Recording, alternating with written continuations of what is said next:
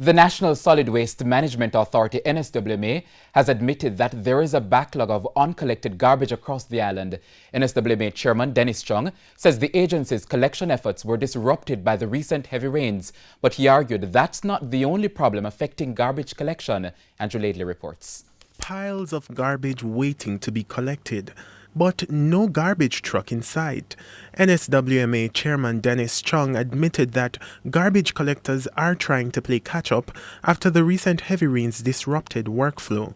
Mr. Chung says part of the problem is the shortage of garbage trucks. We still don't have enough trucks, and because of COVID came, we were not able to acquire the amount of trucks we want. We rely heavily still on private contractors, and the fleet of the private contractors is maybe an average of 15 years old. So when they break down, especially with the rains, it creates a problem, it creates a backlog. We got 20 odd new trucks Saturday and we deploy them, but still we need another 100 and something in the system for us to be fully efficient. And that's not the only problem.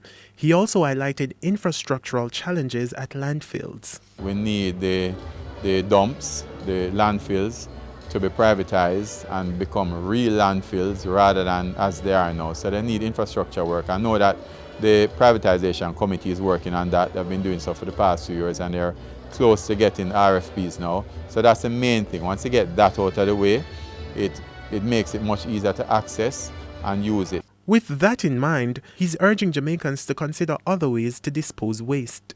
We're appealing to people. Where you can compost, right? There's 70%, 60 to 70% of your garbage does not need to be thrown out. You can create a compost heap. It creates great fertilizer. So you can reduce the amount of garbage that you actually dispose of that way. Andrew Laidley, TVJ News.